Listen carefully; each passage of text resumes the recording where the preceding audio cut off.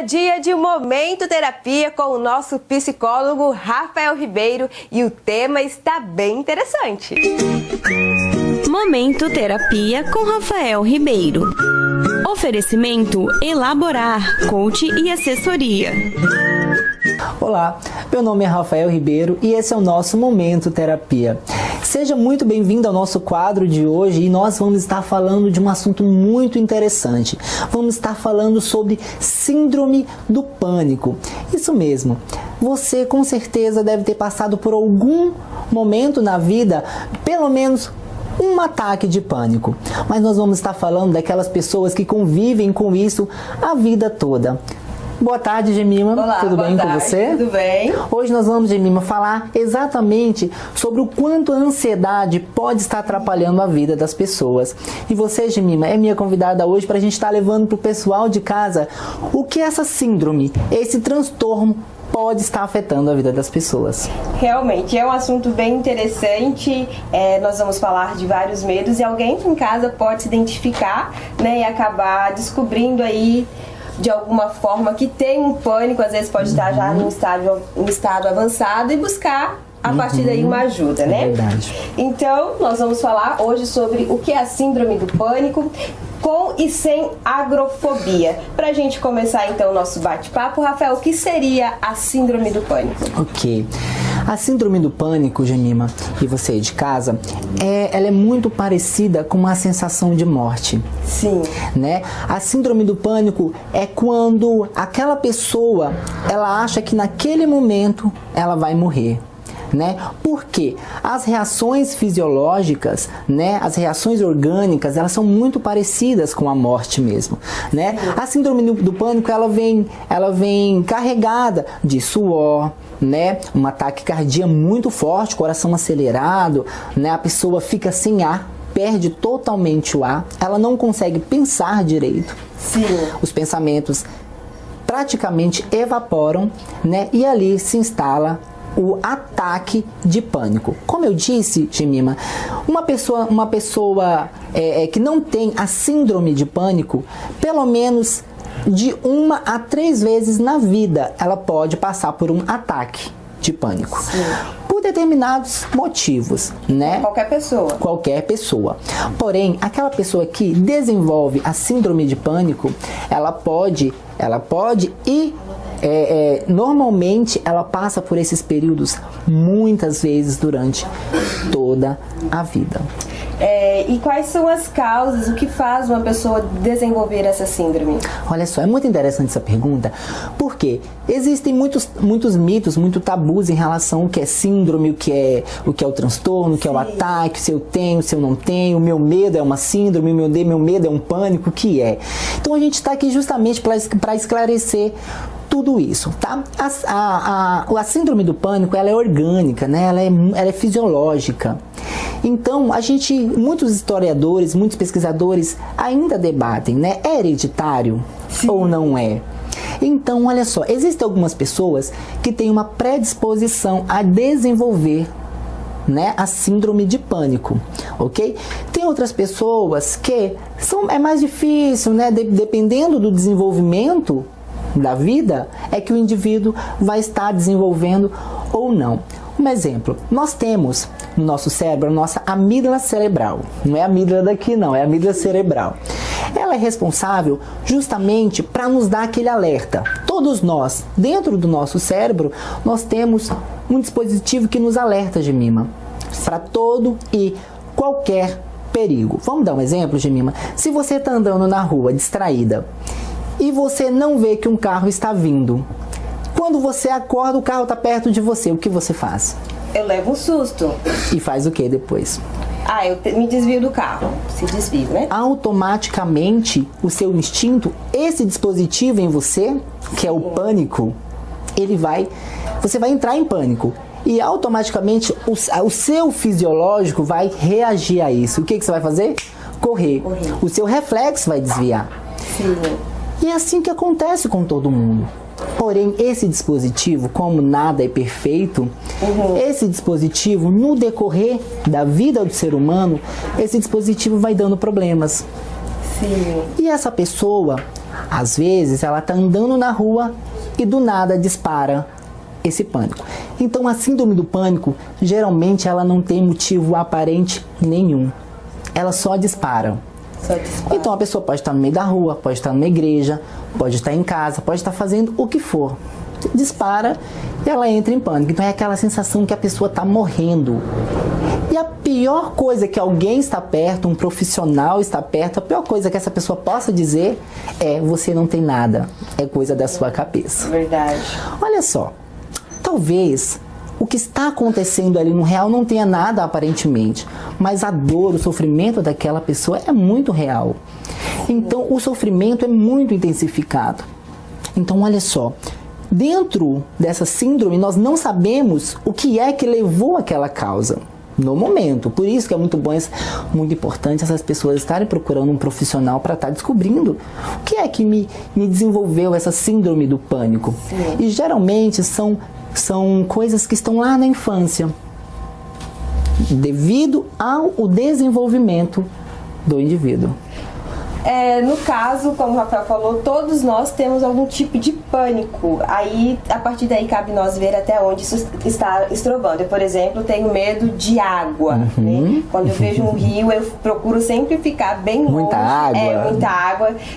Morro de medo. Até piscina. Se eu for num lugar, eu prefiro ficar onde que é de criança. Mais seguro, né? Mais seguro. Aí, nós somos nas ruas para saber o que a população tem medo, né? O que afeta? A gente vai ver então agora a pergunta do seu Teomar Ribeiro, ele é aposentado. Vamos ver o que ele perguntou pro Rafael. Psicólogo, eu tenho medo de elevador, o que seria isso? Ok, olha só, Jamil, é muito interessante quando a gente percebe que os medos, né, não precisa a gente ter uma síndrome para que a gente tenha muito medo de algo. Sim. E isso também tem muito a ver com as coisas que nós passamos no passado, né? Então, olha só, a síndrome do pânico, ela pode começar no começo da adolescência, até o finalzinho da adolescência ali, e depois dos 30 anos. Então, olha só, não é todo mundo que tem, mas as pessoas podem chegar a desenvolver uma síndrome se não cuidar disso com muita calma. Como você mesmo disse, medo de água, medo de altura, né? O que fazer?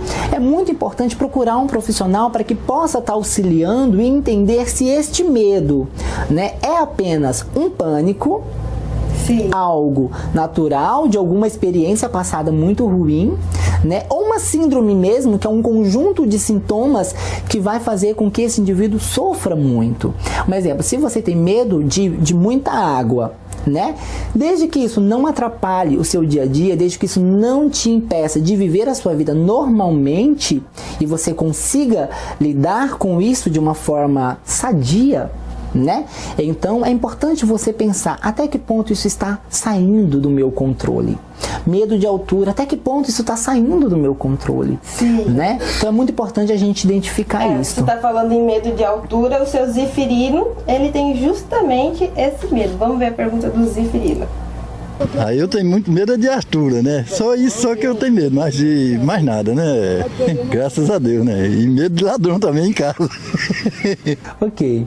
Olha só, medo de altura também é muito comum, né? Pessoas que teve experiências muito ruins durante a infância. Porém, é muito importante a gente identificar se esse medo de altura, né, já está atrapalhando a vida dele. Sim. Um exemplo, pessoas que não podem ir em prédios altos, ou não pode viajar de avião e precisa fazer viagens longas. Isso já atrapalha a vida do indivíduo, né? E lembrando, às vezes, esses ataques de pânico, eles vêm muito sutis mesmo. Sim. Né? É o medo de uma piscina, é o medo de medo de ser rejeitado, medo de altura, medo de falar em público, medo de ficar sozinho, porque existe, viu, gente? Existe síndrome de pânico em relação à separação. Pessoas que realmente têm a sensação de morte. Isso é muito grave, porque às vezes nós tempos atrás de mim, mas as pessoas não falavam muito de síndrome de pânico e nem acreditavam muito, achavam que isso era uma bobeira.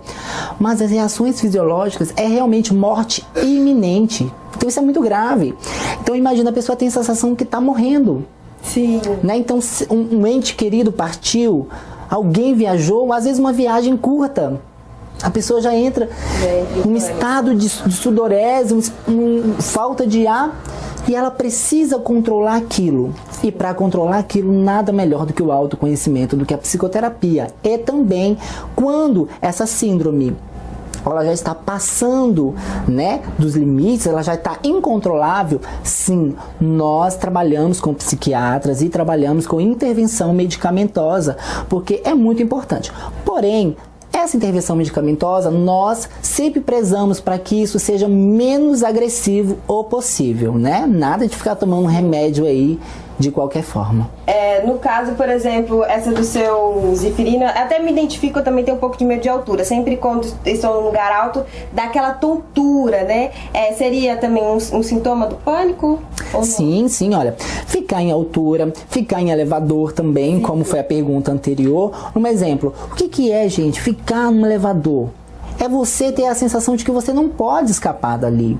É ficar num lugar fechado, ir num cinema, entrar num quarto fechado.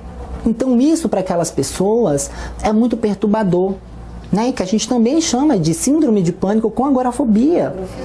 Porque isso já é um critério que já entra junto. Algumas pessoas têm isto, outras pessoas não têm. Uma outra coisa, Gemima, que é muito visível em pessoas que sofrem desse transtorno, sofrem dessa síndrome, né?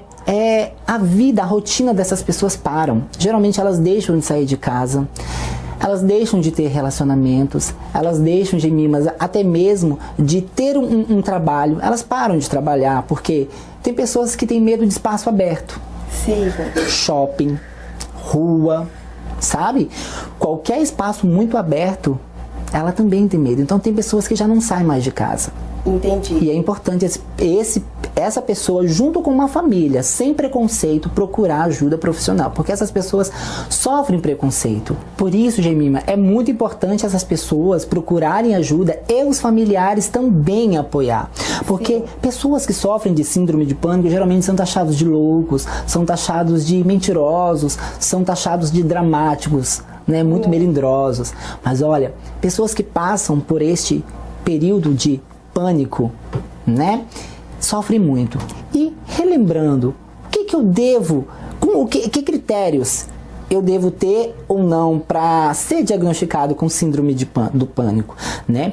Geralmente, como eu disse, é normal a gente ter ataques de pânico no decorrer da vida de acordo com a necessidade. Se você vê um cachorro na rua solto, latindo, vindo para o seu lado, você vai correr. O pânico, ele é até bom. Porque isso vai te dar a sua fisiologia vai estar preparada para correr. Se defender, né? Para se defender, muito bom. Quando a gente fala da síndrome, ela dá uma vez e depois daquela vez, no período de um mês, a pessoa fica com muito medo de ter um segundo ataque. Sim. Quando dá uma vez, ela começa a ficar um mês e geralmente esses ataques variam muito. Pode ser uma vez por semana, 2 vezes por mês, né? Pode ser uma semana seguida, intercalar, para daqui 15 dias dar mais uma semana.